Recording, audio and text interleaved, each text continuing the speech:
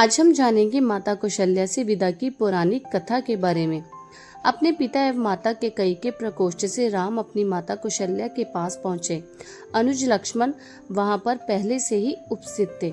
राम ने माता का चरण स्पर्श किया और कहा, हे माता, माता कैकेयी के द्वारा 2 वर मांगने पर पिताजी ने भाई भरत को अयोध्या का राज्य और मुझे 14 वर्ष का वनवास दिया है। अंत में वन के लिए प्रस्थान कर रहा हूँ। विदा होने के पूर्व आप मुझे आशीर्वाद दीजिए। राम द्वारा कहे गए इन हृदय विदारक वचनों को सुनकर कौशल्या मूर्छित हो गई। राम ने उनका यथोचित उपचार किया और मूर्छा भंग होने के पर वह विलाप करने लगी।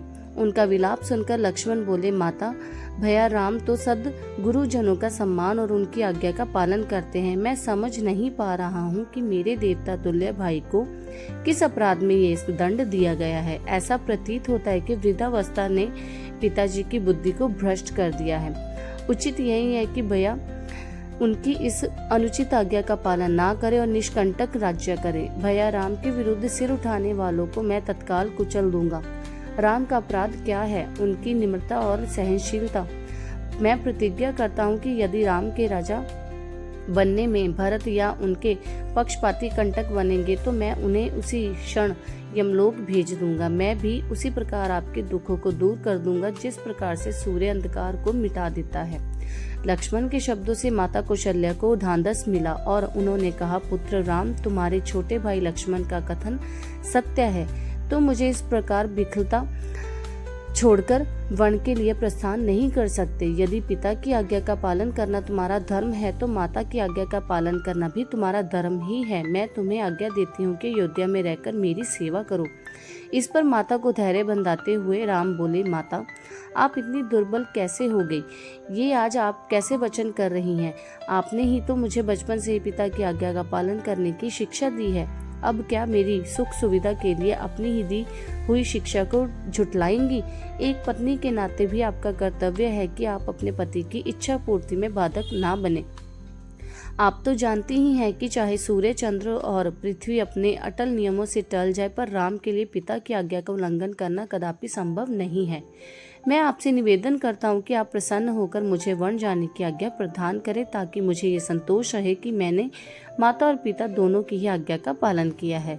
फिर वे लक्ष्मण से संबोधित हुए और कहा, लक्ष्मण, तुम्हारे साहस, पराक्रम, शौर्य और वीरता पर मुझे गर्व है। मैं जानता हूँ कि तुम मुझसे अत्यंत स्नेह करते हो, किंतु हे सौमित्र, धर्म का स्थान सबसे ऊपर है। पिता की आज्ञा की अवहेलना करना मुझे पाप, नरक और अपयश की भागी बनना पड़ेगा। इसलिए हे भाई, तुम क्रोध और शोभ का परित्याग करो और मेरे वन गमन में बाधक मत बनो। राम के दृढ़ निश्चय को देखकर अपने आंसुओं को पोंछती हुई कौशल्या बोली, वत्स, यद्यपि तुम्हें वन जाने की आज्ञा देते हुए मेरा हृदय चूर चूर हो रहा है, किंतु यदि मुझे भी अपने साथ ले चलने की प्रतिज्ञा करो तो मैं तुम्हें वन जाने की आज्ञा दे सकती हूँ। राम ने संयम पूर्वक कहा, माता, पिताजी इस समय अत्यंत दुखी हैं और उन्हें आपके प्रेम पूर्ण सहारे की आवश्यकता है। ऐसे समय में यदि आप भी उन्हें छोड़कर चली गई तो उनकी मृत्यु में किसी प्रकार का संदेह नहीं रह जाएगा।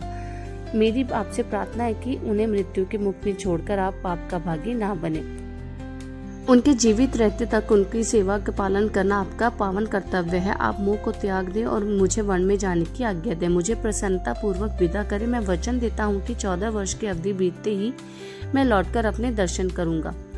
धर्मपरायण राम की युक्त वर्णों को सुनकर अश्रुपूर्ति माता कौशल्या ने कहा, अच्छा वत्स, मैं तुम्हें वन गमन की आज्ञा प्रदान करती हूँ। परमात्मा तुम्हारे वन गमन को मंगलमय करे। फिर माता ने तत्काल ब्राह्मणों से हवन कराया और राम को हृदय से आशीर्वाद देते हुए विदा किया।